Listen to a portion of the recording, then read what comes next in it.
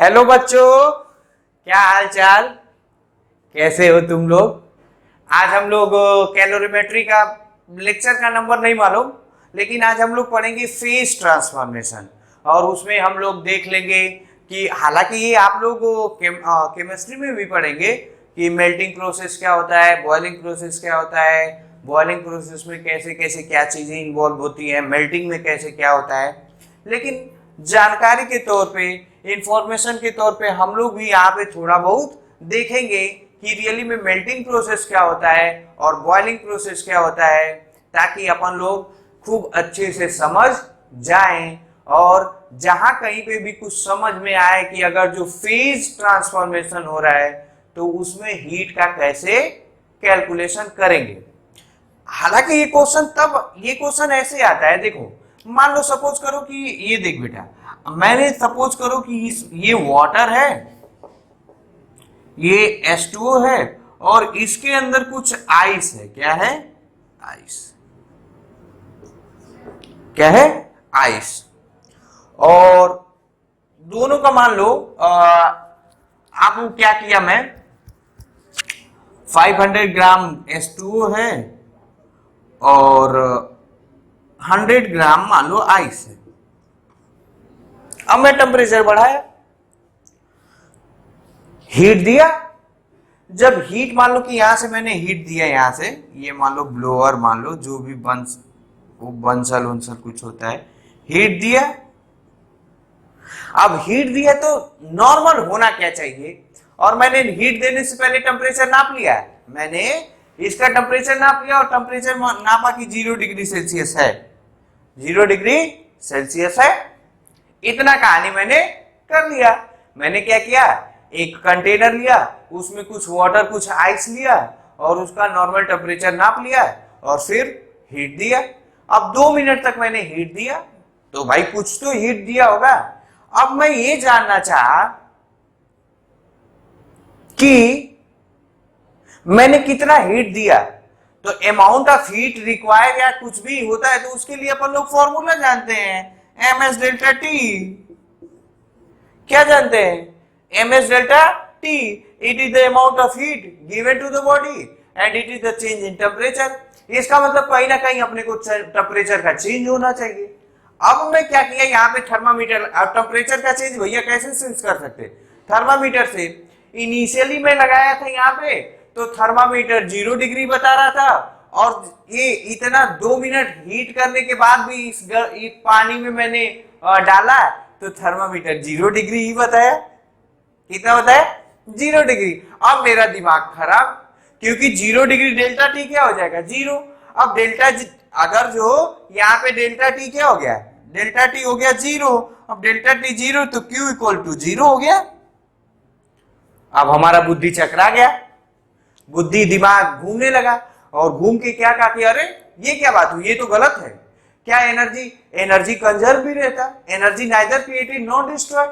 मतलब मैंने जो एनर्जी, हीट एनर्जी दिया है वो वाटर में कहीं ना कहीं दिखना चाहिए ना, या उसको, और कहीं ना कहीं दिखने का मतलब क्या है, when we heat up our body then normally क्या होता है, इस टेम्परेचर इंक्रीज। टेम्परेचर क्या होता है? इंक्रीज होता है। तो ऐसा तो कुछ हुआ नहीं, या हुआ तो मुझे समझ में नहीं आया। अब मैं पूरा दिमाग मेरा सोच में पड़ गया, ठीक है, क्योंकि ये फॉर्मूला तो अब गलत हो गया, ये फॉर्मूला गलत हो गया। हालांकि मैंने हीट दिया। तब यहाँ के साइंटिस्टों ने, हमारे साइंटिस्टों ने सोचने की शुरू की कि जो ये हीट का जो फॉर्मूला है, इसमें या तो कुछ करेक्शन करने की जरूरत है या तो गलत है। गलत तो हो नहीं सकता, क्योंकि 50 ऐसे फिनोमिना थे जिसमें ये सारे फिनोमिना, अभी मैं बताया था 10 क्वेश्चन करवाया था कि इतने डिग्री सेल्सियस से इतने टेम्परेचर का चेंज था। मतलब ये फॉर्मूला तभी, मतलब तब अच्छा लगता है, तब वैलिड होता है जब टेम्परेचर का चेंज होगा। ये क्या होगा? This formula is valid when change in temperature, change in temperature, change in temperature. अब मैं सोचा कि अब क्या ऐसा किया जाए, या एक और बात, हीट तो मैंने दिया भैया, हीट तो दिया, लेकिन अब मैं इस फॉर्मूले से कैलकुलेट नहीं कर पा रहा हूं, तो क्या मेरी गलती है? क्या मेरी गलती है? ये तो आपकी गलती है ना, साइंस की गलती है ना, कि उन्होंने मुझे ऐसा कुछ नहीं बताया। तो वो बताना पड़ेगा, और वही जानने के लिए अपने को डिटेल में स्टडी करनी पड़ेगी। क्या? Phase transformation. क्या? Phase transformation. ये तो मैं आपको क्लू दिया कि रियल में फेज ट्रांसफॉर्मेशन में हीट की जरूरत कैसे पड़ी, या कैसे कैलकुलेट करने की जरूरत क्यों पड़ी। तो हेडिंग डाल लीजिए आप लोग, फेज, हेडिंग डाल लीजिए फेज ट्रांसफॉर्मेशन। Phase transformation. अच्छा, ठीक है। अब हम लोग सोचते हैं, तो फेज ट्रांसफॉर्मेशन में पहला हम लोग पढ़ेंगे मेल्टिंग प्रोसेस है।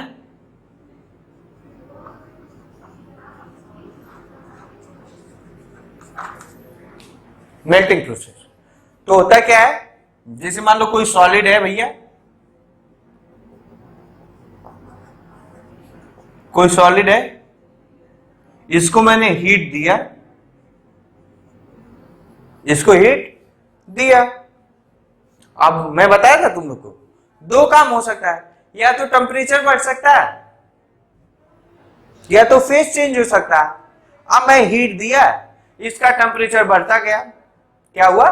टेम्परेचर बढ़ा। हीट मैंने दिया, टेम्परेचर इंक्रीज किया, और जब टेम्परेचर इंक्रीज करेगा तो आप लोग जानते हैं मॉलिक्यूल की वाइब्रेशनल काइनेटिक एनर्जी बढ़ जाएगा। क्या बढ़ेगा? मॉलिक्यूल्स, या ऐसा कहो random motion of particles, random motion of particles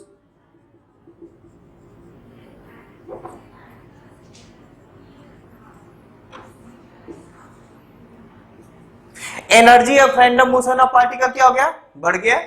क्या हुआ? बढ़ गया। अब जब energy of random motion of particle बढ़ गया तो अब क्या करेंगे? तो होगा क्या कि जो वाइब्रेट रियल में हल्का हल्का कर रहे थे वो तेज तेज करने लगेंगे, तेज तेज करेंगे। जब तेज तेज करेंगे तो उनके बीच में एक फोर्स भी बढ़ता है, that force is called intermolecular force. क्या होता है? ये एनर्जी बढ़ा, तो एनर्जी बढ़ने के कारण क्या होता है? Intermolecular force. चाहे इसी को आप लोग केमिस्ट्री में पढ़ेंगे, क्या बोलते हैं? Cohesive force. क्या बोलते हैं? Cohesive force. ये क्या किया बाबू? ए इंक्रीज किए। क्या किया? इंक्रीज किया।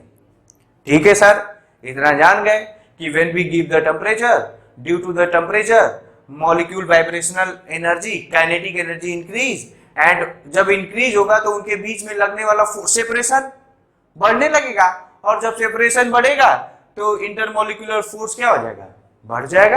अच्छा, अब जब इंटरमॉलिक्यूलर फोर्स बढ़ जाएगा, बढ़ता गया बढ़ता गया बढ़ता गया बढ़ता गया बढ़ता गया, एक ऐसा समय आएगा, एक ऐसा पार्टिकुलर टेम्परेचर होगा, एक ऐसा एट ए पार्टिकुलर टेम्परेचर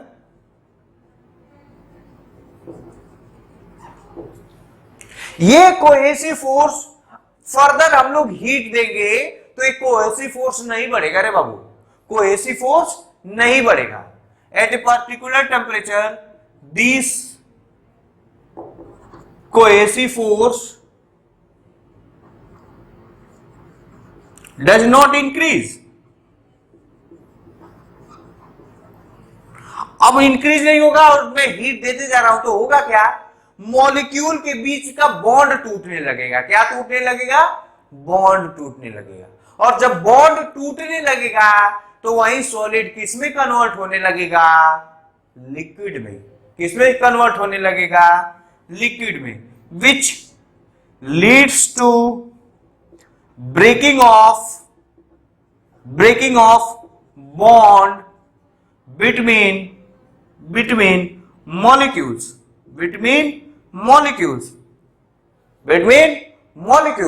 और hence solid start converting into liquid phase। कौन से में? Liquid phase. किसमें हो जाएगा? लिक्विड फेज में। ये यहां से लिखेंगे, ये फर्स्ट पॉइंट, ये सेकेंड पॉइंट है, लिक्विड फेज में होने लगेगा। इतना दूर तक समझ में आया? इतना दूर तक सेफ हो? ठीक है, लिख लो, लिख लो तो आगे की कहानी करेंगे। ठीक है, अच्छा अब एक बात बताओ, ध्यान से सुनना तुम लोग ना, ध्यान से सुनना, बहुत अच्छा बात बता रहा हूं। और कॉन्सेप्ट के नाम पे अगर जो मैं बता दूं तो ये रियल में मैं बता रहा हूं। हालांकि हम लोग पढ़ेंगे इंटरनल एनर्जी, इंटरनल एनर्जी। पहले इसको नोट डाउन कर लो और इसको मैं मिटा दे रहा ना।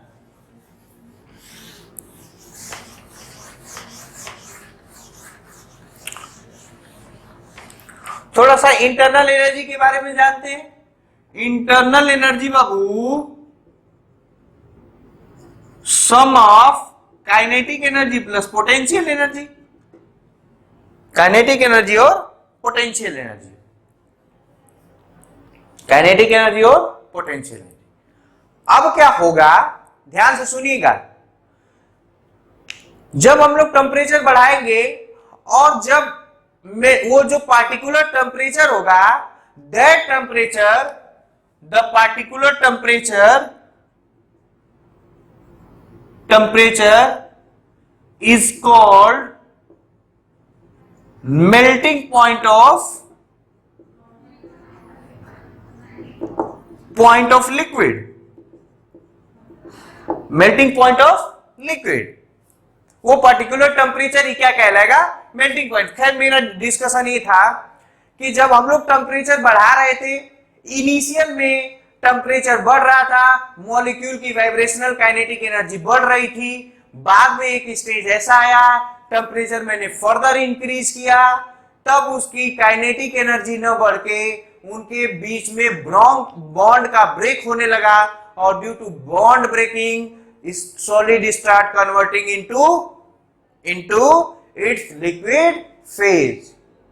मतलब मैं ये कहना चाहता हूं कि जब टेम्परेचर का चेंज होता है तो सिर्फ काइनेटिक एनर्जी चेंज होती है या इंक्रीज करता है। When temperature is goes on increasing, जब टेम्परेचर का इंक्रीज होगा तो काइनेटिक एनर्जी इंक्रीज होगा, और जब स्टेट का चेंज होगा तो जो हम लोग हीट एनर्जी दिए रहते हैं वो बॉडी में किसके फॉर्म में स्टोर होती है? पोटेंशियल एनर्जी के फॉर्म में स्टोर होती है, पोटेंशियल एनर्जी के फॉर्म में स्टोर होती है।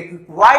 बिकॉज जब सॉलिड लिक्विड में कन्वर्ट होने लगेगा, सॉलिड लिक्विड में कन्वर्ट होने लगेगा, तो आप देखेंगे कि उनके बीच का सेपरेशन क्या होता है? बढ़ जाता है। और जब सेपरेशन बढ़ जाता है तो मॉलिक्यूल की पोटेंशियल एनर्जी क्या होती है? बढ़ जाती है। ये याद रख लेना, potential energy is directly proportional to separation between the molecule.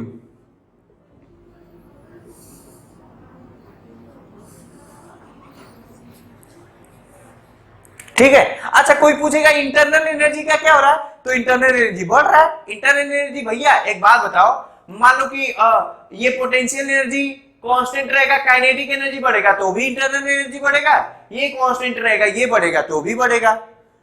तो ओवरऑल अगर जो मैं हीट दूंगा तो इंटरनल एनर्जी तो बढ़ेगा ही, लेकिन when temperature of the body goes on changing then its kinetic energy is increasing, और जब फेज का चेंज होगा तो काइनेटिक एनर्जी सेम रहेगा, क्योंकि टेम्परेचर क्या होगा? सेम होगा।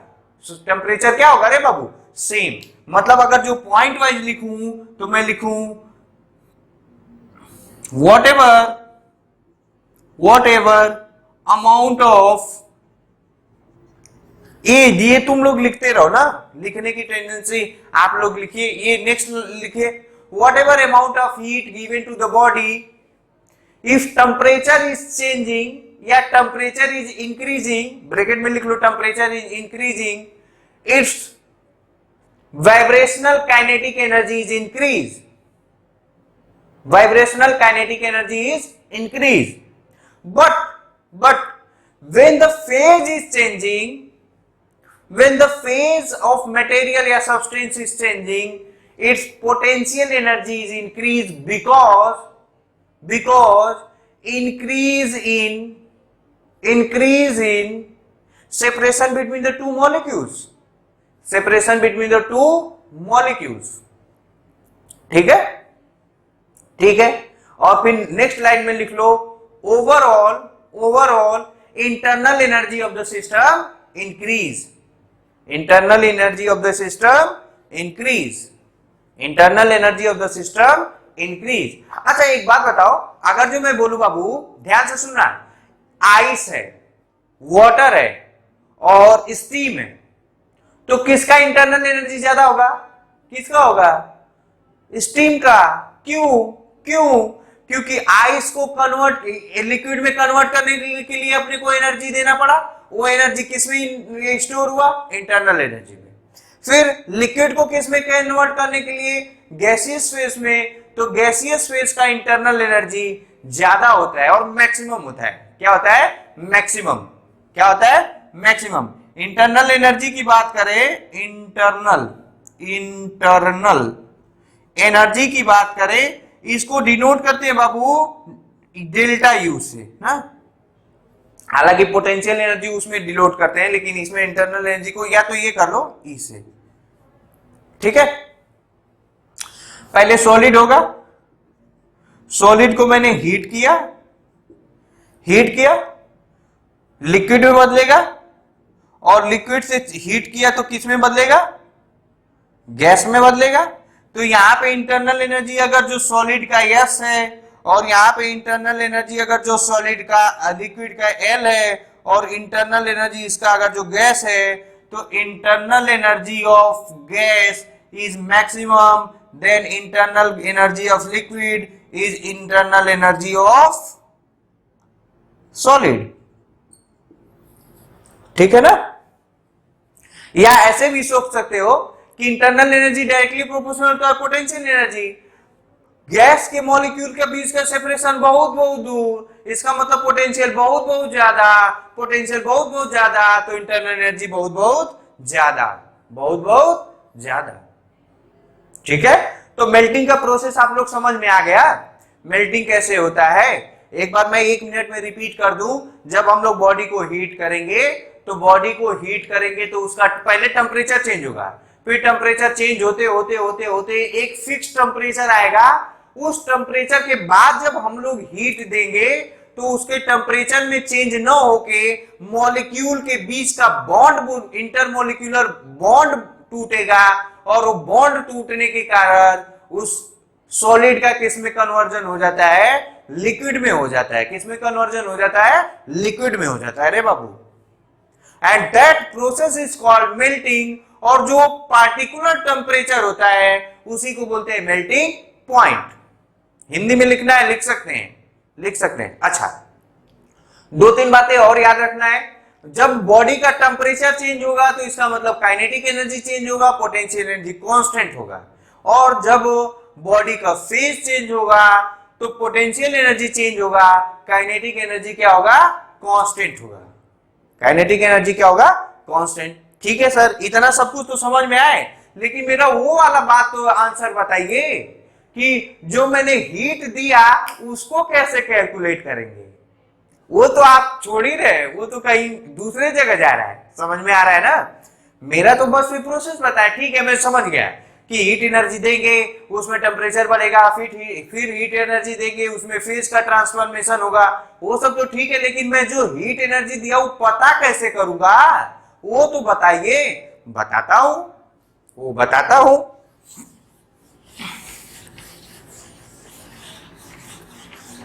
हालांकि इंटरनल एनर्जी के बारे में इतना टेंशन लेने की जरूरत नहीं है. जब एक बार हम लोग थर्मोडायनेमिक पढ़ेंगे तो उसमें भी इंटरनल एनर्जी से रिलेटेड क्या फॉर्मूला होता है, क्या इशू होता है, उसको देखेंगे. और मैं देख लूं साथ से साथ कि मेरा वीडियो भी स्टार्ट है कि नहीं है.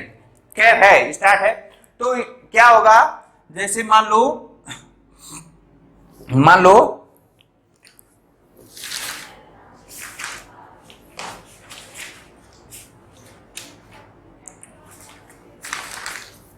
मान लो ये सॉलिड है, ये सॉलिड है,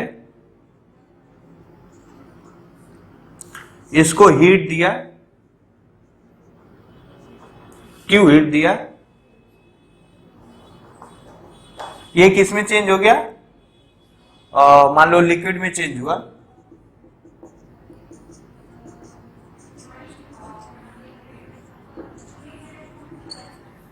लिक्विड में चेंज हुआ, इसका मास m है, इसका भी मास m ही रहेगा, मास इज कांस्टेंट। तो ये देखा गया कि जो Q है ये डायरेक्टली प्रोपोर्शनल होता है मास के। क्या गलत है क्या? ये तो पहले ही हम लोग पढ़ेंगे। Q क्या होता है? डायरेक्टली प्रोपोर्शनल टू मास के, और Q का प्रोपोर्शनलिटी कांस्टेंट हटाएंगे तो यहां पे आ जाएगा L M, या Q इक्वल टू आता है M L, where L is latent heat. क्या होता है? L इज क्या? L is latent heat. क्या होता है बाबू? लेटेंट हीट होता है। क्या होता है? लेटेंट हीट होता है। लेटेंट मतलब होता है गुप्त, छुपी हुई। इसमें लेटेंट मतलब होता है, लेटेंट मतलब होता है छुपा हुआ।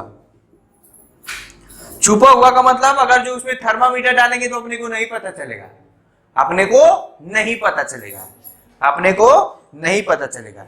तो अच्छा, सॉलिड से लिक्विड का जब फेज चेंज होता है तो उसको बोलते हैं क्या? क्या बोलते हैं? मेल्टिंग। क्या बोलते हैं? मेल्टिंग। और लिक्विड से जब सॉलिड का फेज चेंज होता है तो उसको बोलते हैं सॉलिडिफिकेशन, या इसी को क्या बोलते हैं? फ्रीजिंग ना।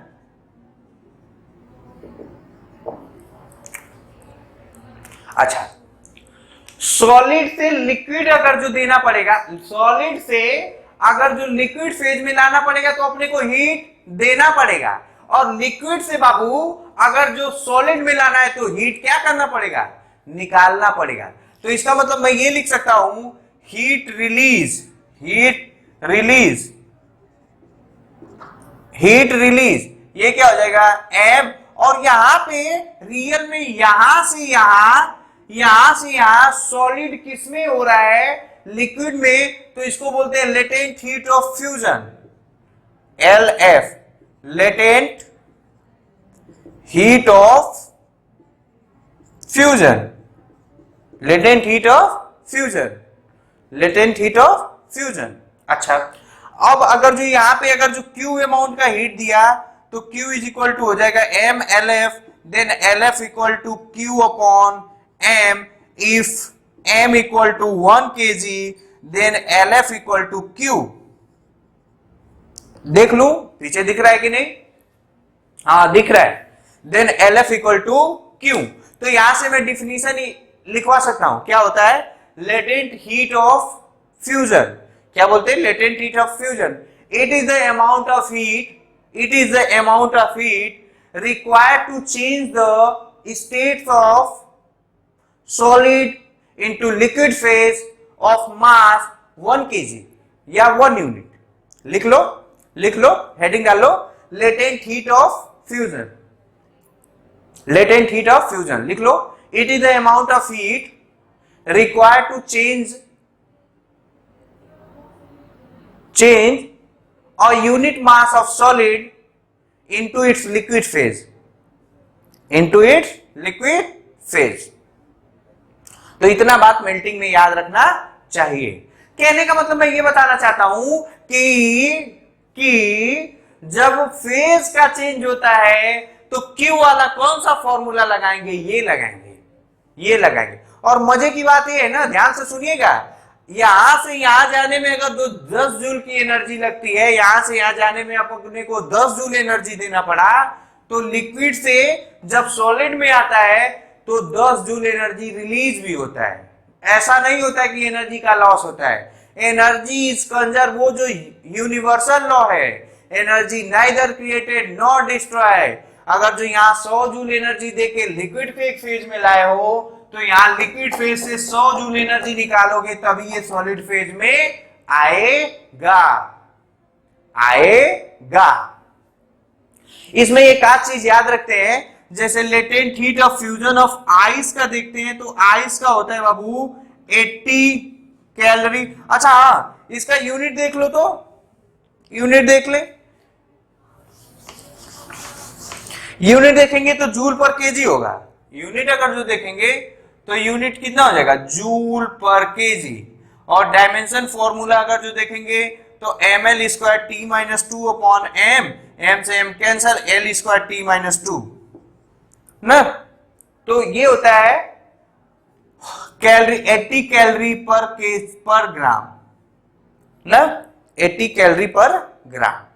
ये आइस का होता है, याद रखेंगे, याद रखेंगे तो अच्छा रहेगा, न्यूमेरिकल में बहुत कुछ आता है। ठीक है ना, मिटा रहा है।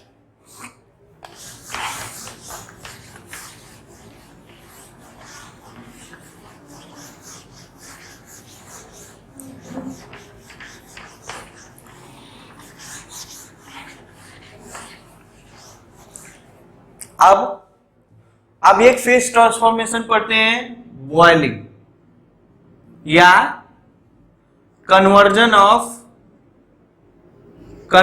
Of liquid into its gaseous phase ना।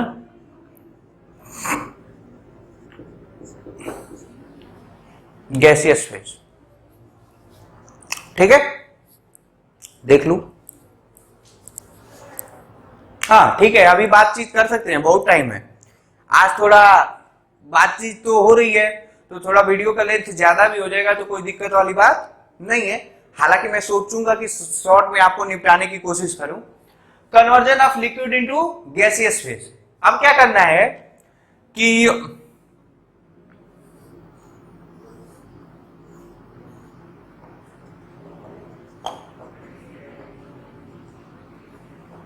एक्चुअली H2O ले रहे हैं ना, यस। वो वाटर आप लोग अपना कॉमन होता है, वाटर का हम लोगों को लगभग सब कुछ मालूम होता है जबान से, मुंह से, कि वाटर का मेल्टिंग पॉइंट 0 डिग्री सेल्सियस होता है, बॉइलिंग पॉइंट 100 डिग्री सेल्सियस होता है। तो इसलिए वाटर ले रहे हैं, कोई दिक्कत वाली बात नहीं है। अब ध्यान से सुनेंगे। When we increase the temperature, जब हम लोग टेम्परेचर, फिर से वही कहानी, जब हम लोग टेम्परेचर इंक्रीज करेंगे मॉलिक्यूल की वाइब्रेशनल काइनेटिक एनर्जी बढ़ेगी। मॉलिक्यूल की वाइब्रेशनल काइनेटिक एनर्जी बढ़ने के कारण उनके बीच में कोलिजन क्या होगा जाएगा, बढ़ जाएगा, कोलिजन बढ़ जाएगा। ठीक है भैया, ये वाला इसको, ये वाला इसको, ये वाला इसको, सब आपस में कोलाइड किए, कैंसिल किए, कोलाइड किए, कैंसिल किए, समझ में आता है। But what about the particle which are at the surface, which are at the surface, which are at the surface। Surface पे जो पार्टिकल है उनका क्या, वो तो ऊपर चले जाएंगे तो किसी से कोलाइड करेंगे ही नहीं। आ रहा है समझ में, आ रहा है? तो ध्यान से सुनिएगा। अब होगा क्या, जब हम लोग टेम्परेचर बढ़ाएंगे तो वाटर के कुछ ऐसे मॉलिक्यूल होंगे, वाटर के कुछ ऐसे मॉलिक्यूल होंगे कि एक्चुअली मुझे मार्कर की जरूरत है, खैर देखता हूं क्या कर सकता हूं मैं आपके लिए। हाँ देख लू, हाँ चल रहा है। हाँ, जब हम लोग टेम्परेचर को इंक्रीज करेंगे वाइब्रेशनल काइनेटिक एनर्जी बढ़ेगी, सरफेस के जो मॉलिक्यूल है वो ऊपर जाना चाहेंगे। तो क्या ऊपर जाएंगे तो ऊपर खाली रहेगा क्या, वैक्यूम है क्या, नहीं। वैक्यूम है क्या रे बाबू, नहीं। वैक्यूम है नहीं, उसमें भी एयर के पार्टिकल है, एयर के क्या है, पार्टिकल है।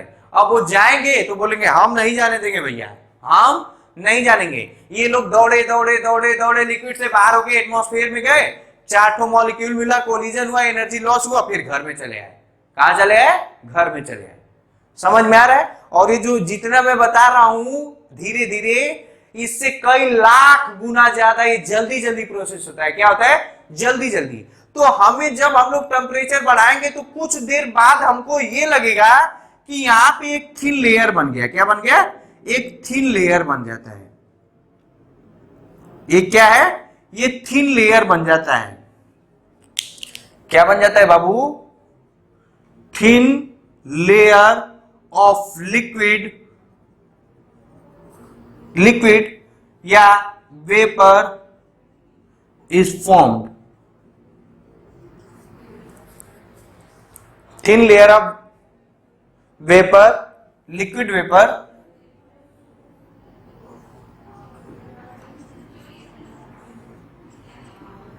Is formed. ठीक है, ठीक है, इतना दूर तक ठीक है सर, समझ में आया। लेकिन अभी भी एटमॉस्फेयर में जा नहीं पा रहे हैं, अब ये यहीं पे रुके हुए। तो अब देखो, ये थिन लेयर वेपर बनेगा, इसके कारण ये मतलब मॉलिक्यूल है, ये लोग क्या करेंगे, एटमॉस्फेयर के पार्टिकल पे एक फोर्स लगाएंगे। क्या लगाएंगे, फोर्स लगाएंगे, या उसको दूसरे भाषा में बोलेंगे कि यहां पे एक प्रेशर क्रिएट हो जाएगा, and that pressure is called vapour pressure. That pressure is called vapour pressure. Due to this thin layer a pressure is created, which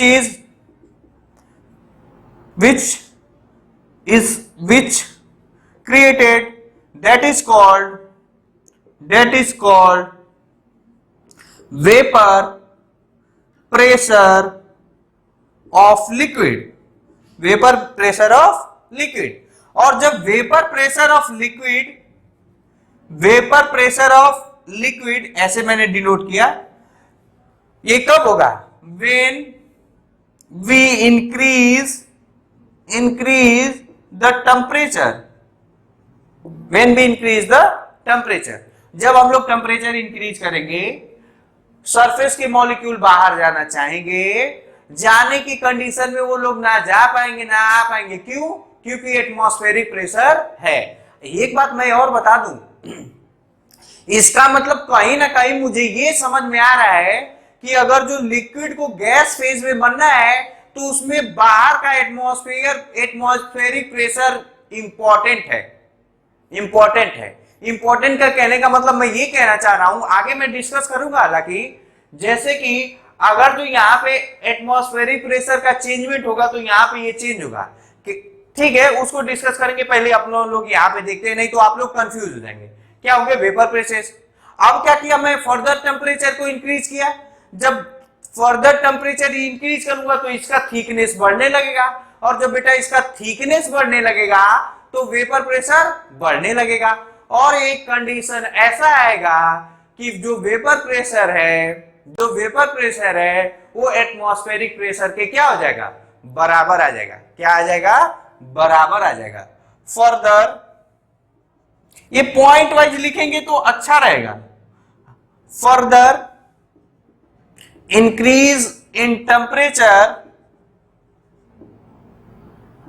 Leeds to increase in thin layer of vapor. due to this vapor pressure increase, मतलब temperature increase किया तो vapour pressure क्या हुआ बाबू, increase. एक condition ऐसे आएगा, एक condition at a particular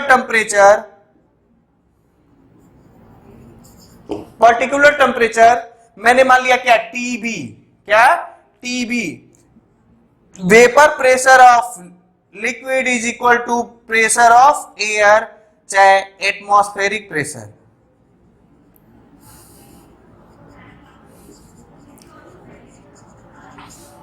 atmospheric pressure. अब जब मैं टेम्परेचर बढ़ाऊंगा तो ये वेपर प्रेशर एटमॉस्फेरिक प्रेशर से ज्यादा हो जाएगा, और जब एटमॉस्फेरिक प्रेशर से ज्यादा हो जाएगा तो लिक्विड के मॉलिक्यूल ऊपर चले जाएंगे। क्या हो जाएंगे, चले जाएंगे। तो जो पार्टिकुलर टेम्परेचर होता है उसको बोलते हैं बॉइलिंग पॉइंट, और वो जो प्रोसेस लिक्विड के मॉलिक्यूल गैस के फेज में या एटमॉस्फेयर में जाने लगते हैं उसको बोलते हैं बॉइलिंग। उसको बोलते हैं बाबू बॉइलिंग। तो बॉइलिंग क्या होता है? बॉइलिंग प्रोसेस क्या होता है? It is the process at which vapour pressure, लिख ले, घबरा मत, लिख ले, बॉइलिंग लिख लो, बॉइलिंग लिख लो। It is the process at which vapour pressure of liquid is equal to the atmospheric pressure, is equal to the atmospheric pressure, is equal to the atmospheric pressure। ठीक है, ठीक है, ये मैं मिटा रहा हूं।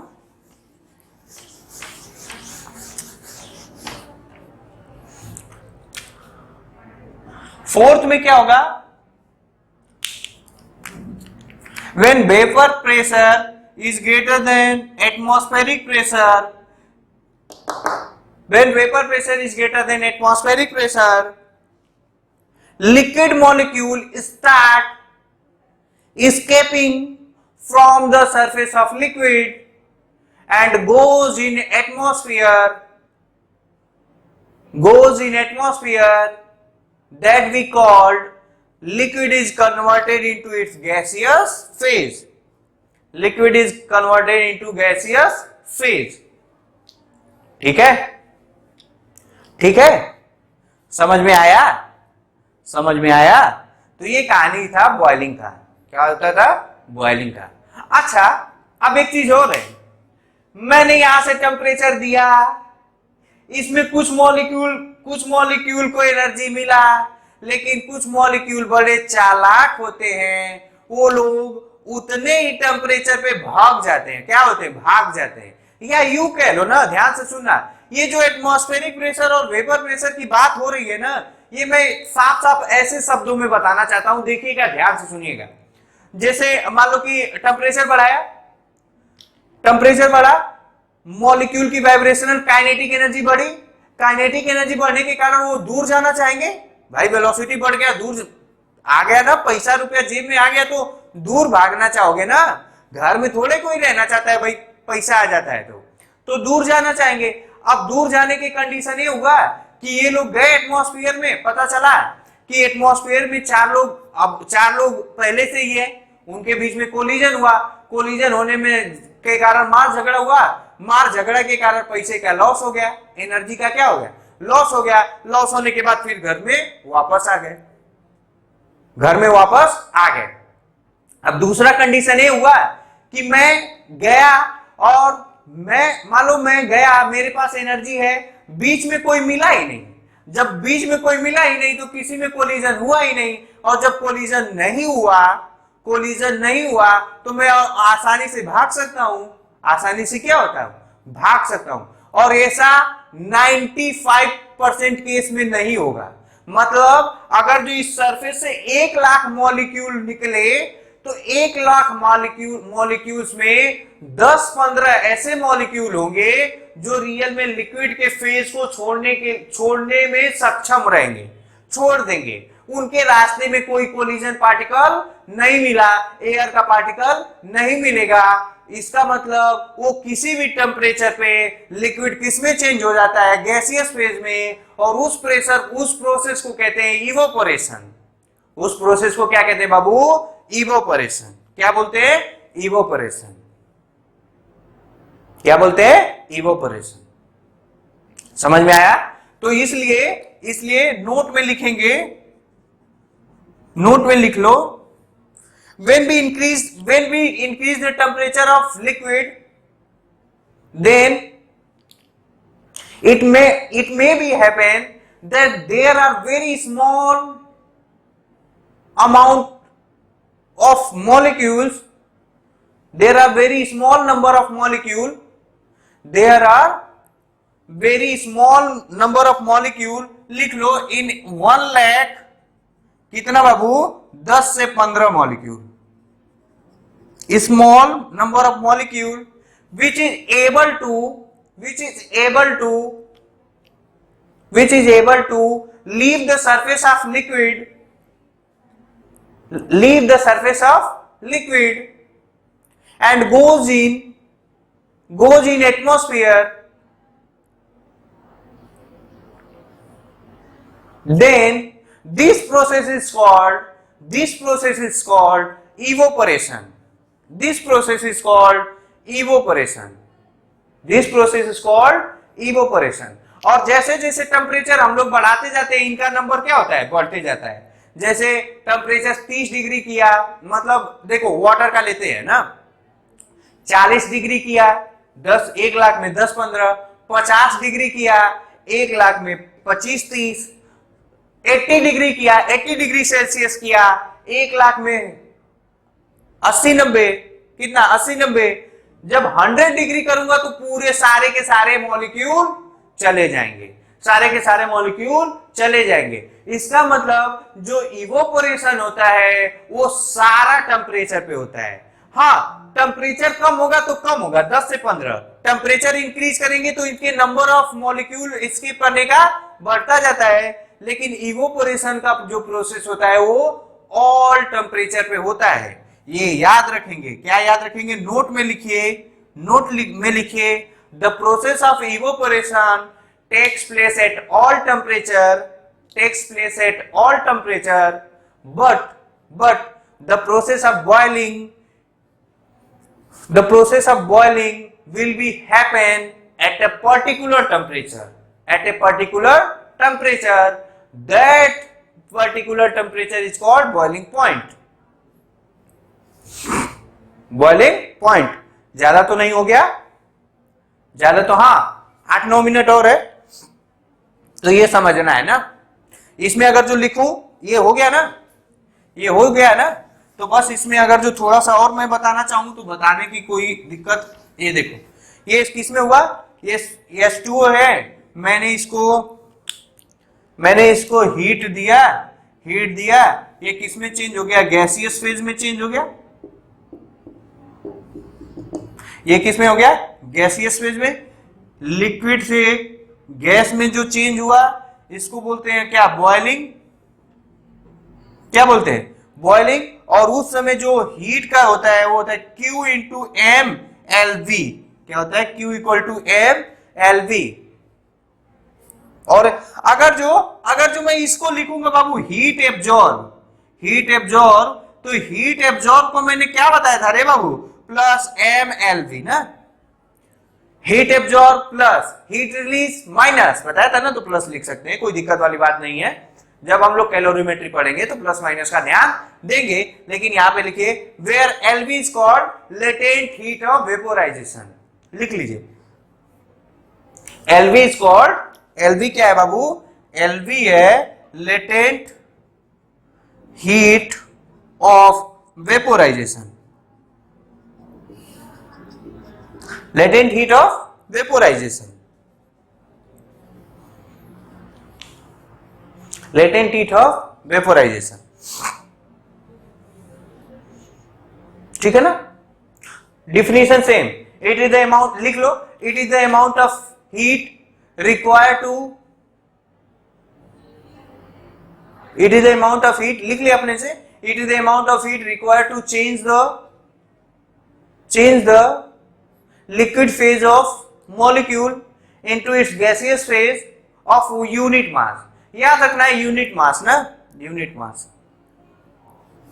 अच्छा, जिस तरह से ये Q equal to specific heat material की प्रॉपर्टी होती थी, इसमें भी ये क्या हो, सब्सटेंस की प्रॉपर्टी होगी. अलग अलग सब्सटेंस का अलग अलग होगा. अलग अलग सब्सटेंस का जो मैं लिख दूं, लेटेंट हीट किसका क्या होता है, लेटेंट हीट, जो लेटेंट हीट होता है ये किस पे डिपेंड करता है, प्रॉपर्टी ऑफ मटेरियल. थोड़ा सा एक बात और मैं बता दूं, थोड़ा सा ध्यान से सुनिएगा. लेटेंट हीट ऑफ फ्यूजन अपन देखे थे 80 कैलोरी पर ग्राम होता था, और लेटेंट हीट ऑफ वेपोराइजेशन अगर जो आप देखेंगे बाबू तो ये रियल में होता है 840 कैलोरी पर ग्राम. एग्जैक्ट डेटा मैं देख के बता दूं, हाँ सॉरी 540। ये किसका लिख रहा हूं, ये किसका लिख रहा हूं, आइस का, और ये किसका लिख रहा हूं, वाटर का। क्या लिख रहा हूं, वाटर का। या इसी को क्या बोलेंगे, लेटेंट हीट ऑफ आइस, और हाँ वाटर का ही देख लो। हाँ अब देखो ध्यान से सुनना, आइस का लेटेंट हीट वाटर के लेटेंट हीट से कम है। इसका मतलब अगर जो आइस से वाटर को कन्वर्ट करोगे तो हमें कम अमाउंट ऑफ एनर्जी लगेगा, कितना, 80। और जब वाटर से गैस में कन्वर्ट करोगे तो मुझे ज्यादा अमाउंट ऑफ एनर्जी का रिक्वायरमेंट होगा, वो कितना, 540। कितना, 540। तो नोट में लिख लो, नोट में लिख लो, latent heat of ice, latent heat of fusion of ice is less than the latent heat of vaporization of water। Note में लिखना है ना, latent heat of vaporization of water, it means we require more energy to change the state of liquid from gas of water, ना, then the चाहे ऐसे लिख लो, we require more energy for the boiling than the melting, यही लिख लो, since latent heat of vaporization of water is greater than latent heat of ice, hence we require more heat for boiling process than that of melting of water। अच्छा, इसको दूसरे तरीका से हम लोग समझेंगे ना, जैसे बाबू, हालांकि ये सब अपने कोर्स मतलब इंटरेस्ट, देखो यार क्या है, मैं फिजिक्स पढ़ा दूं, न्यूमेरिकल करवा दूं, तो आप हो सकता है कि न्यूमेरिकल कर ले जाएं, एग्जाम में सेलेक्ट हो जाए, लेकिन जो फिजिक्स की फील होती है वो आपको नहीं आ पाएगी। वो एक टीचर का कर्तव्य होता है कि आपको धीरे धीरे जो नेचर में हो रहा है उसको बताने की कोशिश किया जाए, जो मैं वही कोशिश कर रहा हूं। कितने लोगों को मेरी बातें बकवास लग रही है, मुझे कोई भी टेंशन नहीं है। जब तक आप लोग फिजिक्स जान नहीं पाएंगे तो हो सकता है कि आप न्यूमेरिकल सॉल्व कर लें, हो सकता है कि आप कंपटीशन भी पास कर लें, लेकिन जो आपका जो साइंटिफिक अप्रोच है वो आपका नहीं बन पाएगा। यहां पे आते हैं, जैसे अगर जो बाबू वाटर है 100 डिग्री सेल्सियस पे, और अगर जो स्टीम है बाबू 100 डिग्री सेल्सियस पे, कौन ज्यादा पेन करेगा रे बाबू, किससे? अगर जो 100 डिग्री सेल्सियस का वाटर तुम्हारे ऊपर गिर गया, गरम वाटर 100 डिग्री सेल्सियस, और 100 डिग्री के स्टीम तुम्हारे ऊपर चला गया, किससे ज्यादा जलोगे? किससे ज्यादा जलोगे? इससे। किससे जलोगे? इससे। क्यों? क्योंकि स्टीम में इतना एनर्जी तो एक्स्ट्रा है। अगर जो इसका एनर्जी, अगर जो बाबू इसका एनर्जी अगर जो मान लो कि कितना, मान लो कि 400 कैलोरी है, तो इसका हीट कितना हो जाएगा? 540, और ये हो जाएगा 940 कैलोरी। हीट किसमें ज्यादा? इसमें क्या है? कम। इसलिए स्टीम से जब हम लोग भाप से जलते हैं तो ज्यादा मुझे बर्निंग का सेंसेशन होता है, ज्यादा पेन होता है इन कंपैरिजन टू वाटर। समझ में आया? इसीलिए कभी कभी देखो रोटी, पता नहीं तुम लोग खाना बनाते होगे कि नहीं, बनाया करो। Cooking is a good habit ना, वो किसी का हॉबी हो सकता है, किसी का इंटरेस्ट हो सकता है, अच्छा लगता है बना के खाना। खैर, तो आप लोग देखेंगे जब कभी भी रोटी अगर जो फुला रहे हैं गलती से फूट गया तो उससे जो जलन होती है वो ज्यादा होता है। या कुकर खोलते समय या सीटी हट जाए और जो अपने फेस पे आ जाते हैं उससे जलन जो होता है ज्यादा होता है। क्यों? क्योंकि उसमें अमाउंट ऑफ हीट क्या होता है? ज्यादा होता है। उसमें अमाउंट ऑफ हीट क्या होता है? ज्यादा होता है। तो लिख लो, तो एक लाइन लिखो,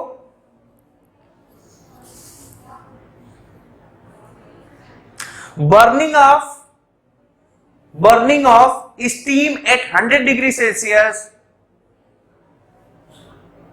cause more pain than that of water at 100 degrees Celsius because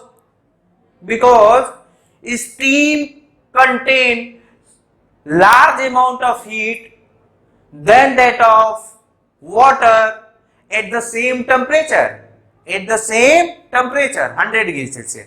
क्या 100 डिग्री सेल्सियस। अगर जो टेम्परेचर सेम हुआ तो स्टीम में के पास ज्यादा एनर्जी होगा हीट और वाटर के पास कम होगा। ठीक है, अब 4-5 मिनट और बता दे रहा हूं, हालांकि वीडियो का लेंथ हो गया है, कोई दिक्कत नहीं है, लेकिन ठीक है यार, थोड़ा बहुत समझेंगे तो अच्छा लगेगा। तो ध्यान से सुनिएगा। इसका मतलब अब हम लोगों ने दो फॉर्मूला पढ़ा, क्या? एक Q equal to M S delta T, ये कब अप्लाई करेंगे? Use when temperature is changing बाबू। और Q equal to M L, ये कब चेंज करेंगे? कब? When phase is changing. ठीक है, अच्छा, क्या ध्यान से सुनिएगा, क्या एक ऐसा हो सकता है कि टेम्परेचर भी बॉडी का चेंज हो और फेज भी चेंज हो? ऐसा नहीं हो सकता। याद करो, मैंने इनिशियल में ही बताया था कि हीट का दो काम होता है, या तो फेज को चेंज करना या तो टेम्परेचर को चेंज करेगा। जब टेम्परेचर चेंज होगा तो फेज चेंज नहीं होगा, जब फेज चेंज होगा तो टेम्परेचर चेंज नहीं होगा। इसका मतलब when we give the heat, of course internal energy of the system increase, but when temperature is changing, its kinetic energy is changing, potential energy is constant, but when phase is changing, its temperature is constant, its kinetic energy is constant, and its potential energy is changing.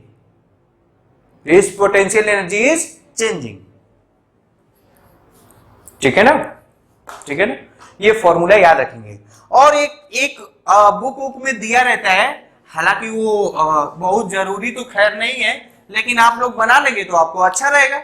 ये जैसे मान लीजिए ये हुआ solid, ये क्या हो गया? सॉलिड। और ये मान लीजिए आपका हो गया गैस, और ये मान लीजिए आपका लिक्विड है। तो एक बात बताइए, यहां से यहां तक जाने के लिए मेल्टिंग, यहां से यहां तक जाने के लिए फ्रीजिंग ना, फ्रीजिंग, या इसी को बोलते हैं सॉलिडिफिकेशन।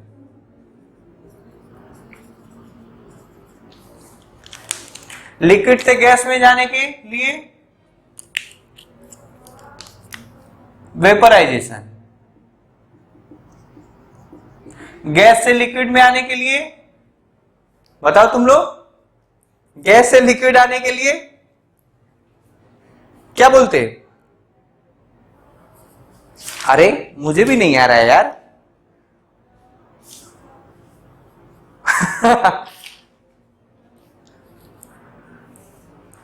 ठीक है, याद आ जाएगा तो मैं लिखूंगा। खैर यहां देखो, सॉलिड से डायरेक्ट गैस में जाने के लिए लिखते हैं सब्लिमेशन ना,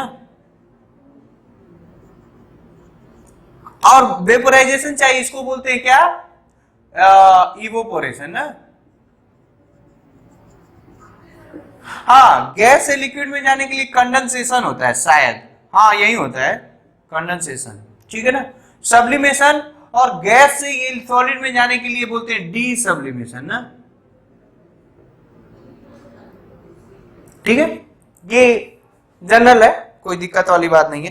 हाँ, यहाँ पे जो क्यू होगा वो हो जाएगा, हाँ ये बात याद रखिएगा, यहाँ पे हो जाएगा MLF, वो भी प्लस का, क्या होगा?